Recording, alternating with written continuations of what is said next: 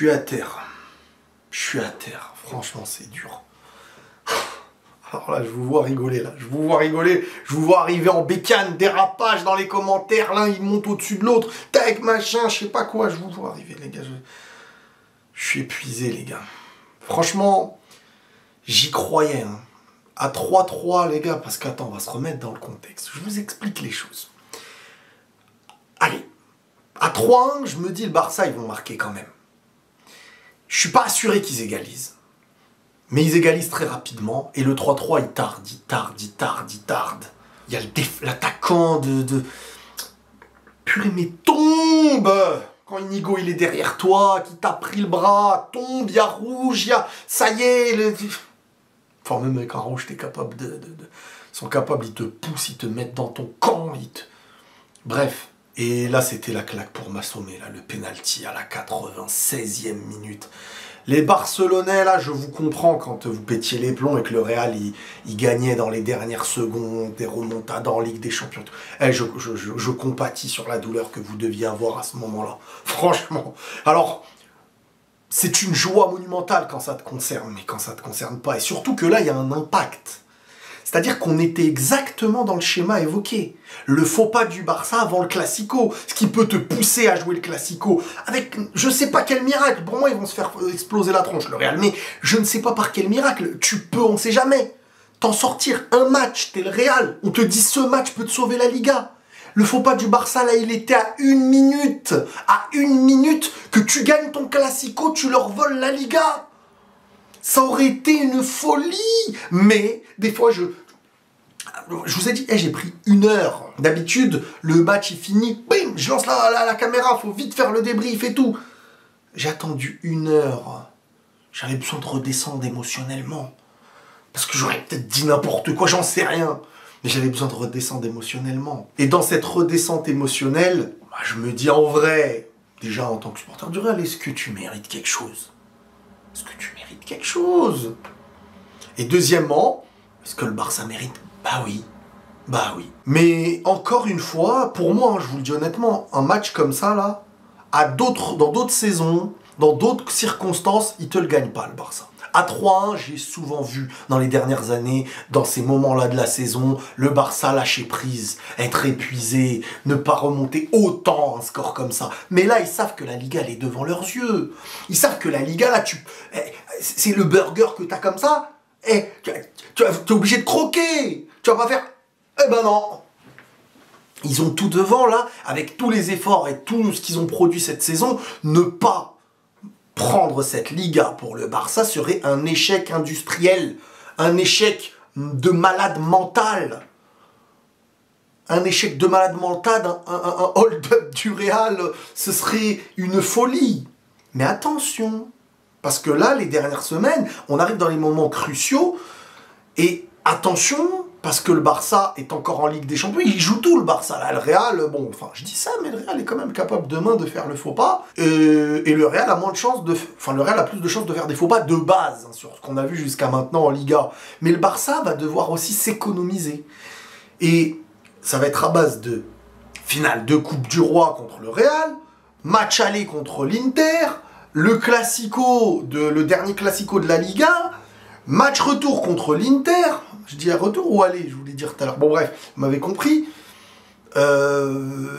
Et des dernières journées où tu joues Villarreal, tu joues Bilbao chez eux, je crois, ouais. Donc, malgré que je sois quelqu'un de négatif concernant le Real, le Barça doit quand même être très concentré parce que c'est en tant que... Alors oui, c'est des victoires de champions. On va pas se mentir, c'est des victoires que...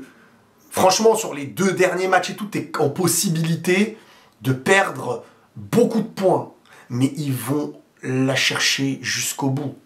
Mais ces scénarios-là peuvent aussi aller dans l'autre sens. C'est là où je vous dis que les autres années, ce Barça, pour moi, ne va pas le chercher, ce 3 points sur ce match-là. C'est trop loin. Surtout que, le Celta,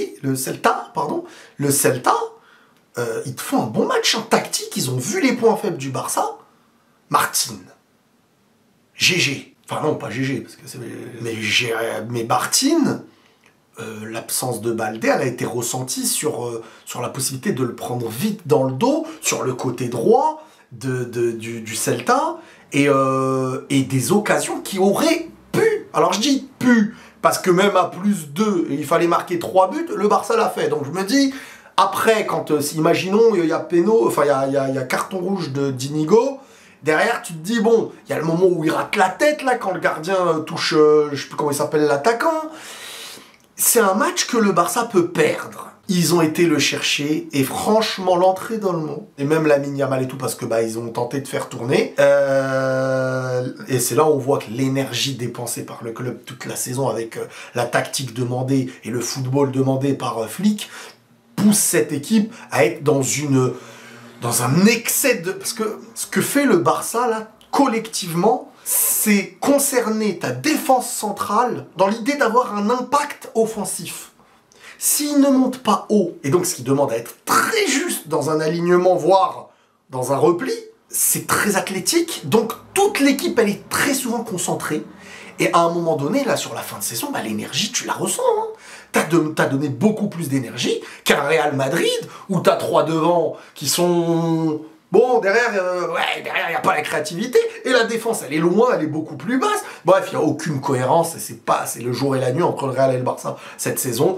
Et c'est là où le Barça, je ne vais pas dire paye l'énergie dépensée, avec un Lewandowski qui s'est blessé, je ne sais pas ce qu'il a, mais un Barça se retrouve dans un schéma où tout le monde est un défenseur, et tout le monde est un attaquant. Tout le monde est un défenseur dans le sens où le pressing, il est très haut, avec une défense très haute. Ce qui fait que, et on le remarque souvent, quand un joueur, il y a vu quand Araujo venait de revenir, là il y a Gérard Martin, pour remplacer Baldé, l'équipe elle est rodée, la titulaire, elle sait se placer et tout. Mais là t'as pas Lamine Yamal. Alors Ferran Torres, on va revenir sur lui. Hein. Moi à chaque fois que je parle de Ferran Torres, j'ai envie de vous mettre des tartounettes derrière le crâne. Parce que Ferran Torres, ça fait trop longtemps, et à chaque fois je vais répéter ce que je vous dis. Le joueur n'est pas un joueur qui est nul. C'est un joueur qui a du talent, qui joue avec l'Espagne et qui joue avec le Barça. C'est un joueur, regardez, il a déjà mis des coups francs. Il met des buts de renard. Il sait prendre la profondeur dans le déplacement, donc il sait exister dans une équipe qui produit un football de possession. C'est un joueur qui s'en sort en étant dans plusieurs postes. C'est un joueur décisif dans des matchs maintenant qui sont quand même importants. Et c'est un match sur qui tu peux compter parfois titulaire à la place de titulaire. Et le but qu'il te met aujourd'hui, je suis désolé, mais ça c'est les buts de très grands joueurs. Hein. À ce niveau-là en Liga, c'est des buts de très grands joueurs. Donc ça aussi, il faut respecter énormément. Franchement, il faut lui dire bravo à Ferran parce qu'il fait une très belle saison.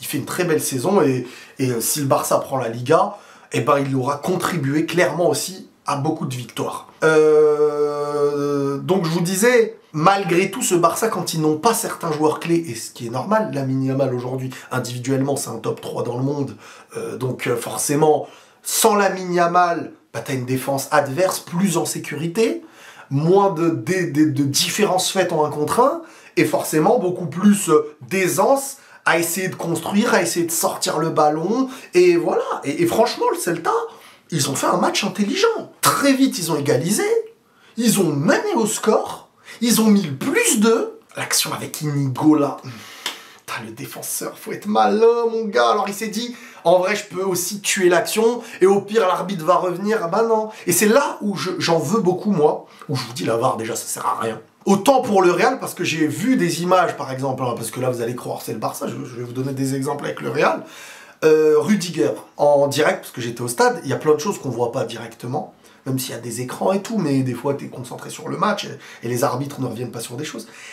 Moi, la VAR, pour moi, elle est problématique dans le foot actuellement.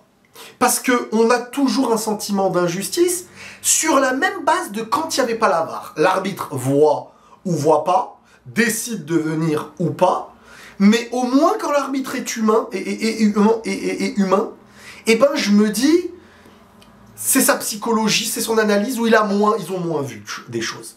Mais quand il y a la VAR, que tu as par exemple un Rudiger qui écrase le ventre de je sais pas qui, que tu as des actions parfois très vicieuses, que Inigo, là, il mérite un rouge, qu'on se le dise. Je veux dire, le Barça s'est fait avoir par l'arbitre dans certains matchs ça va pour eux, contre eux. Ça va dans ma théorie de ce que je vous dis depuis le début de saison. Je viens pas vous dire, attention, vous trichez, vous... Jamais. Je reviens surtout sur le sujet de à quel moment une VAR décide ou non. Parce que dès que tu viens dire un truc à l'arbitre, s'il l'a pas vu, il doit aller voir la VAR. Et en voyant la VAR, il est obligé de prendre la décision qui va dans un sens. Dans le sens de, bah il y a un contact, il y a machin. Et des fois, la VAR appelle l'arbitre là où il faut pas. Et des fois, elle ne l'appelle pas. Et des fois, on pousse les joueurs à dire, faut se laisser tomber. Et c'est là le problème. C'est qu'on dit à des joueurs, si t'étais tombé, il y a faute. Si tu tombes pas, il y a pas faute. Et l'arbitre, ça réfléchit pas comme... Vous voyez ce que je veux dire? Et ça marche dans tous les sens. C'est pas propre à ce match. Ça marche dans tous les sens. C'est pour ça que moi, je le dis. Il y a plein de gens qui me disent, mais t'es sérieux? Moi, je vous le dis. Les gars, vous jouez au foot, il y a des situations où il faut se laisser tomber. Parce que l'arbitre, il viendra pas vous sauver derrière. Et c'est comme ça. Regardez, Olmo. Il y a faute, hein, sur Olmo. Mais s'il reste debout, et qu'il joue pas par terre comme ça, je vous jure, l'arbitre, il revient pas sur lui. Elle est là, l'expérience aussi. Et c'est là aussi le niveau. Ça se joue dans ça aussi. Olmo, il reste debout. Tu lui mets un chassé, imaginons. C'est pas ce qu'il y a eu, mais tu lui mets un chassé dans le mollet. Il reste debout à protéger sa balle. Jouez. Donc on dit, faut pas simuler. Donc on dit, faut pas exagérer. Mais dans un autre sens, si tu simules pas, et là, il n'y a pas eu de simulation dans le cas, ni dans l'autre, mais quand tu ne simules pas, l'arbitre, tu dors. La VAR, vous dormez. Donc, à un moment donné, il faut en arriver à une époque, pour moi, la VAR, aujourd'hui, produit les mêmes erreurs qui existent avec un arbitre. Maintenant, il y a des choses où il faut mettre des goal line technologie, les lignes, quand un ballon la dépasse, il faut que ça se sente, il y a la technologie pour, et voilà. Et après, c'est un arbitrage humain, interprété par des humains. Mais la VAR produit les mêmes erreurs que l'arbitrage. À partir du moment où il existera des choses qui ne seront pas visibles, et puis même la VAR, à un moment donné, elle va tuer le football. Parce que, en vrai, si on suit ce que je dis, bah, faut s'arrêter sur chaque chose un peu... voilà. Quand le gardien, il sort et qu'il met la main sur la tête du truc. À la Coupe du Monde, pour Messi, moi, j'avais dit, en vrai, le mec a touché la balle de la tête. Ça arrive plein de fois, des contacts après l'action. Il te siffle péno pour Messi. Dans un match comme ça, il te le siffle pas. Et pour moi, faut pas le siffler. Pour moi, faut pas le siffler. Mais encore une fois, t'es extérieur à ça. Quelqu'un va voir la VAR et dire pourquoi là et pas là. Qu'est-ce qu'on interprète là et qu'est-ce qu'on interprète là? Donc je préfère avoir un arbitrage humain avec des juges de touche qui interprètent et qui ne sont pas là où la machine va... alors là je crois que... Non, non, non.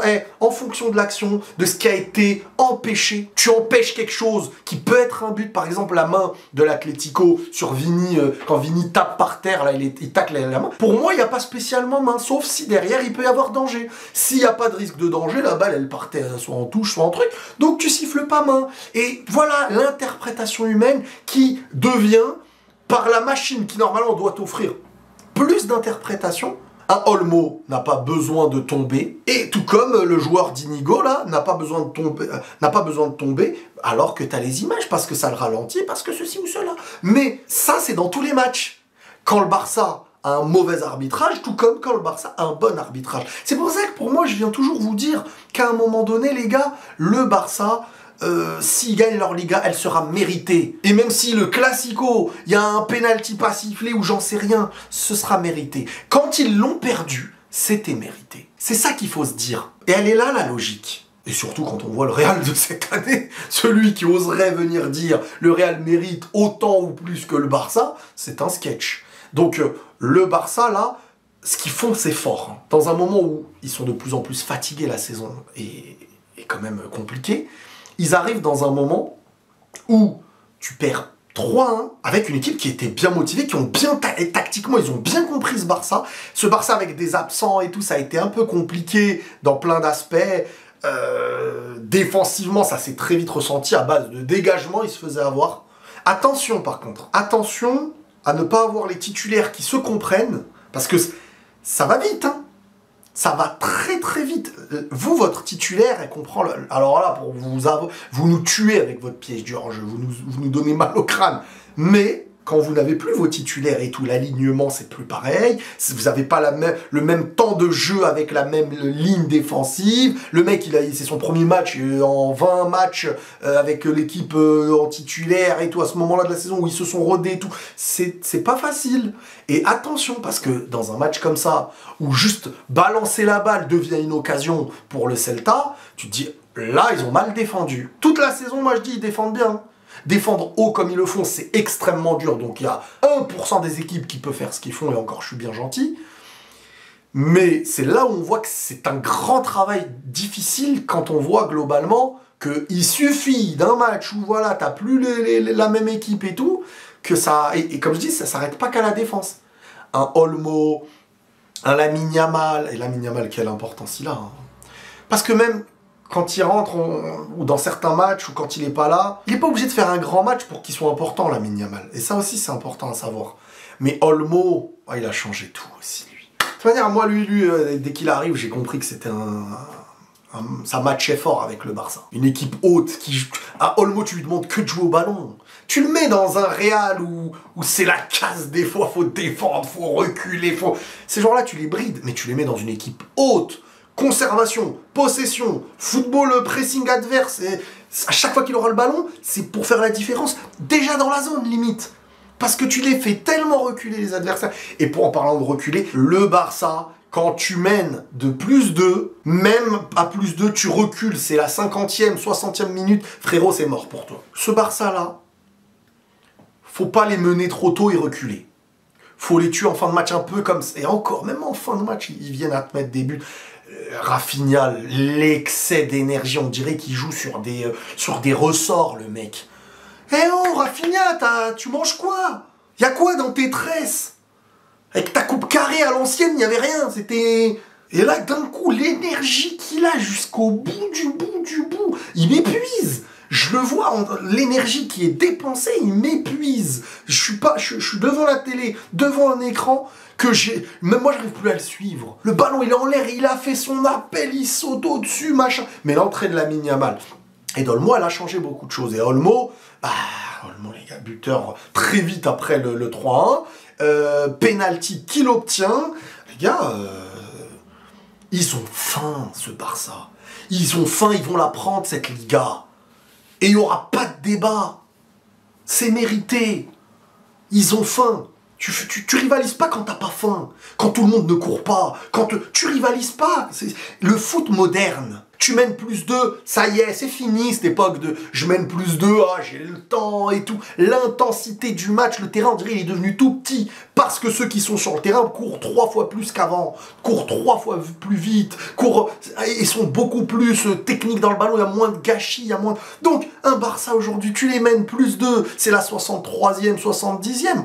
Tranquille, sauf si tu les déranges, tu prends le ballon, tu joues. Mais si tu refuses le jeu contre un Barça actuellement, ils vont te manger. T'as des mecs qui ont le ballon, qui te dominent, qui te font perdre le ballon avec leur pressing et qui ont la dalle, et individuellement qui feront des diffs. Tu veux faire quoi? Faut jouer contre eux. Tu refuses de jouer à un moment donné, t'es mort. L'Atlético, ils l'ont vu, mort. Le Celta, là, ils l'ont vu, mort. Combien de fois ils ont fait des remontadas cette année? Chaque équipe qui a voulu reculer, parce que le Barça, faut marquer pour les tuer. Si tu marques, dans des moments, même +2 et tout, tu leur laisses un peu de temps, tu vas reculer, ils vont t'écraser. Donc, c'est fort. C'est à l'image de leur saison, on l'a vu, des remontades à Benfica, à Dortmund, l'Atlético, ça y est. Quand dans ta tête, tu as réussi à faire comprendre que vous êtes capable de, le public le sait et te pousse et n'abandonne pas, les joueurs le savent, poussent et n'abandonnent pas, le coach sait et vous encourage sur ça, et vous savez aussi, vous avez confiance en vos compétences. Vous allez encaisser des buts, c'est pas grave, on marquera plus. Même dans un match où défensif, ça c'est un match, normalement, en temps normal, il relance la Liga. Les débats, et le Barça derrière va douter s'il rate ce match. Parce que le Classico, tu l'entames pas de la même manière si, quand le Real gagne, il passe devant. Ou quand le Real gagne, si le Real gagne, voilà. Et là, qui a la pression? C'est le Real. Alors que qui aurait eu la pression si le Barça avait fait un faux pas aujourd'hui, défaite ou nul? Ça aurait été le Barça. Le Real aurait eu tout à gagner. Donc voilà les gars, bravo, bravo, c'est tout. Ils ont été supérieurs et ils ont mentalement été chercher cette victoire, même dans un match difficile. Et c'est là qu'on voit une équipe qui va avoir son championnat, logiquement. C'est que les gros matchs, elle les gagne. Et les matchs difficiles, casse-tête ou truc, ils vont les chercher dans la bagarre, dans la difficulté. Ça se passe bien, on le prend. Ça se passe mal, eh ben on prend. Et c'est ça le Barça aujourd'hui. Et moi, ça m'a mis une claque. Cette victoire du Barça là, moi, c'est celle qui m'a assommé. J'étais au sol. J'étais au sol. Mais bravo malgré tout. Et c'est très difficile de faire un débrief après ce genre de déception pour moi, les gars. Donc soyez doux, s'il vous plaît. Soyez doux, les gars. Je me fais vieux. Prenez tous soin de vous, les amis. Et la paix sur vous.